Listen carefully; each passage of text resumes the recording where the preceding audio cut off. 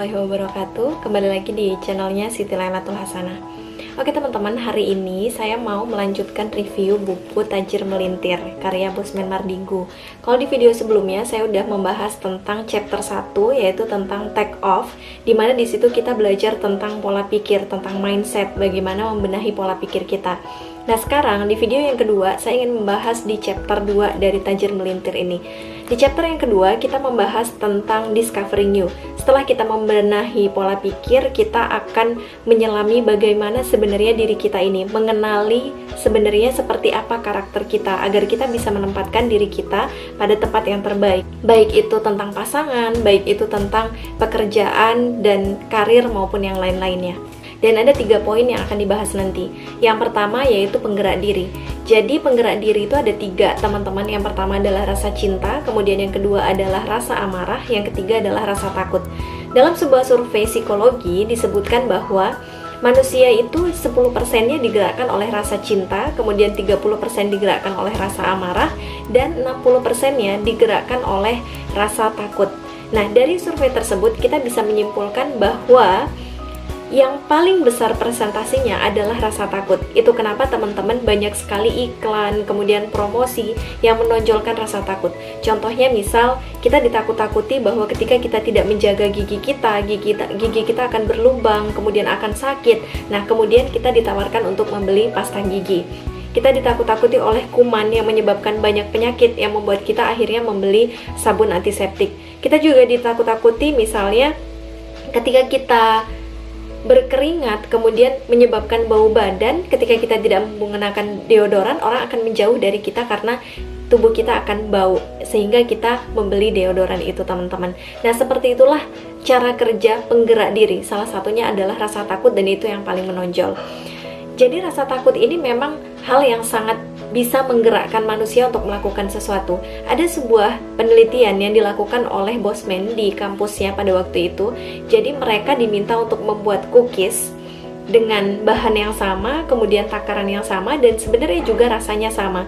Kemudian cookies tersebut diletakkan di 2 toples. Toples yang pertama diisi dengan cookies penuh, toples yang kedua diisi dengan cookies hanya 3. Kemudian cookies ini di 2 toples ini disajikan, kemudian diminta orang-orang untuk memakannya. Kemudian mereka diminta juga untuk memberikan kira-kira berapa harga cookies untuk kedua toples ini. Setelah mereka mengicipi kedua cookies di 2 toples ini, mereka menyimpulkan bahwa cookies di toples yang kedua itu harganya lebih mahal dibandingkan cookies yang di toples yang pertama. Padahal teman-teman, cookies dari 2 toples ini adalah cookies yang sama dengan bahan yang sama, kemudian juga dengan resep yang sama dan takaran juga yang sama. Namun kemudian cookies yang di toples yang kedua ternyata dihargai lebih mahal dibandingkan cookies yang pertama karena jumlahnya sangat sedikit. Karena jumlahnya sangat sedikit menimbulkan rasa takut akan kehabisan stok. Nah, karena rasa takut kehabisan stok yang menimbulkan harga cookies itu lebih mahal karena mereka merasa itu spesial. Dan juga dalam kehidupan ini banyak sekali teman-teman, jumlah sedikit yang menimbulkan harganya lebih mahal dibandingkan yang lainnya. Penyebabnya adalah rasa takut.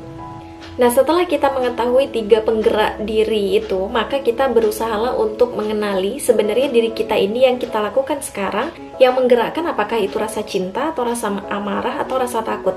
Karena teman-teman, banyak sekali orang yang menjadi orang sangat hebat yang bisa melampaui dirinya sendiri itu dikarenakan 3 penggerak ini.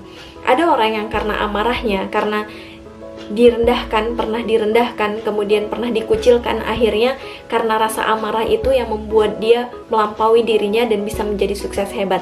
Ada juga yang karena rasa cintanya, mungkin karena cinta kepada orang tuanya yang membuat dia ingin membahagiakannya, kemudian dia bisa menjadi orang yang sangat hebat. Ada juga yang karena rasa takut jika tidak bisa membahagiakan orang tua, takut jika tidak bisa hidup enak, maka akhirnya dia juga bisa menjadi orang yang hebat. Nah, teman-teman juga bisa mengenali diri teman-teman. Jadi sebenarnya yang menggerakkan teman-teman ini apakah rasa takut, atau mungkin rasa amarah, mungkin teman-teman pernah disakiti, atau mungkin rasa cinta karena teman-teman mencintai seseorang, entah itu orang tua atau pasangan. Nah, ketika teman-teman sudah menemukan bahwa yang teman-teman lakukan sekarang atau pendorong teman-teman itu adalah mungkin rasa cinta, maka teman-teman bisa, ketika teman-teman sedang dalam keadaan down atau sedang dalam keadaan malas, maka penggerak itu bisa menjadi reminder terbaik. Jadi misalnya penggerak teman-teman itu adalah rasa cinta. Kemudian pada suatu titik teman-teman itu merasa down atau merasa malas. Kemudian kita lihat lagi, sebenarnya apa sih yang membuat kita bisa melakukan ini? Apakah itu karena orang tua kita misalnya? Maka ketika kita memang penggeraknya adalah rasa cinta kepada orang tua itu, ketika kita mengingat penggerak itu kembali, maka itu akan menjadi reminder yang membuat kita akhirnya bergerak lagi dan melakukan yang terbaik. Seperti itulah teman-teman cara kerja penggerak diri. Kemudian poin yang kedua, kita berbicara soal karakter. Jadi di video sebelumnya saya sudah pernah mereview buku Personality Plus karya Florence Littwer. Di situ disebutkan ada 4 personality. Yang pertama adalah melankolis, kemudian sanguinis, kemudian plekmatis, dan juga koleris. Nah sekarang yang disebutkan di dalam buku Tajir Melintir itu yang lebih detail atau lebih rinci lagi daripada keempat personality itu, yaitu yang pertama ada extrovert, kemudian introvert, kemudian intuitif, kemudian sensori. Nah, saya yakin teman-teman sudah pernah mendengar apa itu extrovert dan introvert, dan mungkin teman-teman sudah bisa menentukan atau sudah mulai menebak-nebak bahwa diri teman-teman itu apakah extrovert atau introvert. Seperti yang kita tahu bahwa orang extrovert itu adalah people person, teman-teman. Kemudian kalau orang introvert ini dia lebih senang menyendiri. Jadi perbedaannya ketika orang-orang extrovert itu mendapatkan masalah, pertama yang dia lakukan adalah berusaha mencari orang lain, menghubungi orang lain untuk menceritakan apa masalahnya. Sedangkan orang introvert itu kebalikannya. Orang introvert ketika dia mempunyai masalah, yang dilakukan adalah merenung kemudian berusaha untuk mencari solusinya. Dan di antara orang extrovert dan introvert ini tidak ada yang lebih baik di antaranya, karena itu adalah karakter yang mempunyai kelebihan dan kekurangan sendiri-sendiri. Nah, kemudian orang extrovert itu dia mendapatkan energinya dari interaksi dengan orang lain. Sedangkan orang introvert, dia tidak bisa dipaksa untuk ada di keramaian. Justru dia akan mendapatkan energinya dengan cara berdiam diri, teman-teman. Contoh yang lainnya lagi, misal orang extrovert dan orang introvert, itu dia merental mobil, kemudian di tengah perjalanan mobil itu mogok. Yang dilakukan orang extrovert adalah menelpon yang punya, sedangkan yang dilakukan orang introvert itu adalah mencari buku manual. Dan teman-teman, orang extrovert dan orang introvert ini mereka saling melengkapi satu sama lain. Jadi kalau orang introvert itu dia mencari solusi dengan cara berdiam diri, orang introvert suka berinteraksi. Jadi orang extrovert itu bisa menempatkan diri. Jadi dia bisa menempatkan diri ketika berkomunikasi, dia bisa tahu harus seperti apa ketika berbicara dengan orang yang lebih tua, kemudian orang yang lebih muda, orang yang berpendidikan, atau orang yang biasa saja. Nah, maka orang-orang extrovert ini bisa membuat orang introvert tuh nyaman ketika berkomunikasi dengan orang extrovert. Kemudian intuitif dan sensori. Jadi orang intuitif itu disebut dengan orang langit, kemudian orang sensori itu disebut dengan orang bumi. Sama halnya dengan extrovert dan introvert tadi, bahwa keduanya ini tidak ada yang lebih baik, karena itu adalah karakter yang memiliki kekurangan dan kelebihannya. Nah, orang intuitif ini adalah orang-orang pencipta ide ataupun gagasan. Jadi dia memiliki banyak sekali ide dan gagasan yang membuatnya juga menjadi inovatif. Kemudian orang sensori itu adalah orang bumi. Jadi orang sensori ini adalah orang yang melaksanakan gitu. Jadi orang yang menggerakkan gitu, teman-teman. Kemudian yang membedakan orang sensori dan intuitif ini kita bisa lihat dari ketika membeli baju. Orang intuitif ketika membeli baju, maka dia cukup melihat ukurannya, kemudian warnanya, kemudian kalau dia cocok maka dia akan bisa membeli. Sedangkan orang sensori dia tidak cukup dengan seperti itu. Dia harus mencoba terlebih dahulu baju tersebut baru dia bisa membeli baju yang dia inginkan. Kemudian orang intuitif dan sensori ini adalah benar-benar orang yang saling membutuhkan, teman-teman. Jadi orang intuitif ini dia mempunyai banyak sekali ide, tapi tanpa orang sensori dia tidak akan bisa melaksanakan apa yang menjadi idenya. Jadi orang intuitif tanpa orang sensori, idenya hanya akan menjadi ide tanpa ada hal real yang dia lakukan. Sedangkan orang sensori ini dia menggerak, dia penggerak dan dia melakukan. Nah, orang sensori ketika dia tidak mempunyai orang intuitif, maka yang dilakukan itu adalah hal-hal monoton karena dia bukan orang inovatif.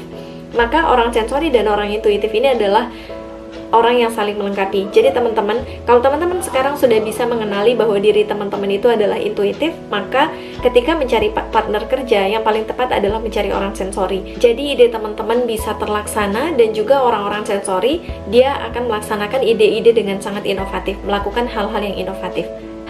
Kemudian poin yang ketiga adalah sio kaya. Jadi di dalam buku Tajir Melintir itu disebutkan ada 8 sio kaya. Yang pertama adalah creator, kemudian star, kemudian sporter, kemudian deal maker, kemudian trader, accumulator, lord, dan mekanik. Jadi ada 8 teman-teman. Nah kemudian nanti teman-teman bisa mengenali teman-teman di antara ke-8 sio kaya ini yang mana. Karena satu saja dari karakter itu ada di dalam diri teman-teman, maka teman-teman berpotensi sekali untuk menjadi orang kaya. Yang pertama adalah creator. Creator ini adalah penggagas ide, jadi orang yang punya banyak konsep. Dan kunci suksesnya adalah membuat produk yang inovatif, teman-teman. Orang creator yang sudah sukses itu adalah Bill Gates, kemudian Walt Disney. Mungkin teman-teman sudah mengenal ya Bill Gates dan Walt Disney. Kemudian yang kedua itu adalah star. Jadi star ini adalah orang yang memang punya sifat alamiah untuk membangun citra diri gitu. Jadi dimanapun tempatnya dia itu gampang sekali untuk dikenal dengan orang lain gitu, karena memang pembawaannya gitu itu adalah orang star. Jadi kalau teman-teman orang star, maka teman-teman yang paling tepat dilakukan sama teman-teman adalah membangun merek yang kuat gitu. Jadi branding, karena mempunyai personal branding yang sudah sangat bagus. Jadi sangat mudah sekali untuk teman-teman membangun merek yang kuat gitu. Jadi menciptakan produk, kemudian menguatkan brandingnya. Atau misalnya kalau teman-teman kerja di suatu perusahaan, atau teman-teman misalnya HRD mau menempatkan orang di posisi yang terbaik, maka ketika orang itu adalah star, maka yang paling terbaik adalah menempatkan orang itu di bagian branding. Orang-orang yang sudah sukses dengan karakter star ini adalah Oprah Winfrey, kemudian Anthony Robbins. Kemudian yang ketiga adalah supporter. Jadi untuk supporter ini adalah orang yang bisa mendukung atau dia membangun tim yang sangat baik, teman-teman. Jadi supporter ini dia memotivasi, orang yang sangat memotivasi dan mengerti orang lain. Dan orang-orang supporter ini, kunci suksesnya adalah membangun tim yang kuat. Jadi supporter ini bukan berarti penonton ya teman-teman. Supporter ini adalah orang yang bisa memotivasi orang lain gitu. Dan posisinya di dalam tim itu dia adalah pemimpin dari tim itu gitu. Jadi dia bisa mengerti orang lain, dia bisa memahami orang lain, dan dia bisa memotivasi orang lain untuk menggerakkan sesuatu. Maka yang paling tepat adalah membangun tim yang kuat. Karena mereka ini bisa menerjemahkan pikiran-pikiran ke dalam tindakan gitu. Jadi seperti ketika rapat, kemudian banyak ide-ide, nah maka orang supporter ini dia bisa menerjemahkan dari ide-ide itu untuk menjadi tindakan atau tindakan operasional yang bisa dijalankan. Kemudian yang keempat ini adalah deal maker. Deal maker ini adalah orang negotiator gitu. Artinya dia pintar sekali untuk berunding, bernegosiasi gitu. Jadi memang ada orang-orangnya teman-teman. Jadi kalau misalnya teman-teman menemukan orang negosiator di dalam tim, atau mungkin teman-teman sendiri adalah negosiator, maka yang paling tepat teman-teman lakukan adalah menemukan deal yang menguntungkan. Yang kelima adalah trader. Trader ini adalah orang yang mempunyai sifat alamiah dalam berdagang. Dan orang-orang trader ini teman-teman adalah orang-orang yang selalu bisa menentukan peluang yang bagus gitu. Jadi orang-orang trader ini dia tidak gampang memutuskan. Jadi dia butuh data yang banyak untuk kemudian dia mengambil keputusan. Nah, yang paling terbaik yang dilakukan oleh orang trader ini adalah menjual dan membeli komoditas pada waktu yang baik. Jadi teman-teman kalau misalnya teman-teman punya tim, atau teman-teman mungkin mengenal seseorang dan teman-teman mau menjual atau membeli komoditas, maka yang harus teman-teman lakukan adalah mencari orang trader gitu. Jadi orang dengan sifat trader, maka dia akan paling tahu kapan waktu menjual yang terbaik, kapan waktu membeli yang terbaik. Yang keenam adalah accumulator. Jadi accumulator ini adalah orang yang suka menumpuk harta, kemudian orang yang selalu mencari aman, teman-teman. Gitu. Jadi dia bergerak kalau dia yakin bahwa itu aman. Nah, orang-orang accumulator ini yang paling baik dilakukannya adalah membeli dan juga mengoleksi aset gitu. Jadi orang-orang dengan karakter accumulator ini ketika dia membeli dan juga mengoleksi aset, maka dia tidak akan rugi gitu, karena dia tahu apa yang dia lakukan gitu, dan dia juga mencari aman dengan cara seperti itu. Yang ketujuh adalah lord. Lord ini adalah orang pengendali di belakang layar. Kemudian dia suka dengan detail, kemudian dia juga perencana yang sangat baik. Nah, orang-orang lord ini, maka yang paling tepat dilakukannya adalah menghasilkan uang dari aset. Jadi dia tidak terlihat, tapi dia mengendalikan banyak hal gitu. Jadi yang terbaik adalah dia menghasilkan uang dari aset. Kemudian yang terakhir, yang nomor 8 adalah mekanik. Orang mekanik ini adalah orang yang dia adalah pembuat sistem, kemudian dia perannya penyempurna, kemudian dia juga pembuat jaringan. Jadi kalau misalnya teman-teman dalam satu tim ada orang yang sifatnya atau karakternya adalah mekanik, maka paling tepat dia untuk menyempurnakan sebuah sistem gitu. Dan yang paling tepat dilakukan oleh orang mekanik ini adalah membuat sistem yang bisa diduplikasi gitu. Jadi ini sangat cocok untuk bisnis teman-teman, karena sebuah bisnis pasti sangat butuh yang namanya sistem. Kemudian dari sistem itu bisa diduplikasi mungkin dengan bisa menjadi franchise atau yang lain-lainnya. Oke teman-teman, demikianlah pembahasan dari Discovering You atau berusaha untuk mengenali diri kita. Dari yang chapter 1 kita sudah berbicara soal pola pikir, membenahi pola pikir, kemudian sekarang kita menyelami sebenarnya siapa diri kita. Jadi silahkan teman-teman pilih yang pertama tadi dari penggeraknya, itu penggeraknya apa, kemudian yang kedua karakter teman-teman apa, kemudian yang ketiga siokayanya itu teman-teman di mana gitu. Jadi kalau misalnya teman-teman sudah bisa menentukan, akan lebih mudah bagi teman-teman untuk menempatkan diri teman-teman. Jadi kira-kira pekerjaan apa sih yang tepat gitu. Nah, setelah teman-teman bisa mengenali diri teman-teman tuh pekerjaan apa yang tepat, kemudian posisi apa yang tepat, maka ketika teman-teman punya tim atau teman-teman bekerja di perusahaan atau mungkin teman-teman punya perusahaan, teman-teman pun bisa menempatkan orang pada posisi yang tepat gitu. Jadi kalau misalnya dia accumulator, harusnya dia di mana, kemudian kalau dia orang sensori, harusnya dia di mana. Oke teman-teman, demikianlah pembahasan dari chapter 2 yang ada di buku Tajir Melintir tentang Discovering You. Mudah-mudahan teman-teman sudah bisa mengenali seperti apa diri teman-teman melalui video ini. Dan mudah-mudahan video ini bermanfaat untuk teman-teman semuanya. Oke, terima kasih teman-teman telah menyaksikan video ini. Jangan lupa like, share, subscribe, dan juga jangan lupa juga komen. Terima kasih, mudah-mudahan teman-teman selalu bahagia. Assalamualaikum warahmatullahi wabarakatuh.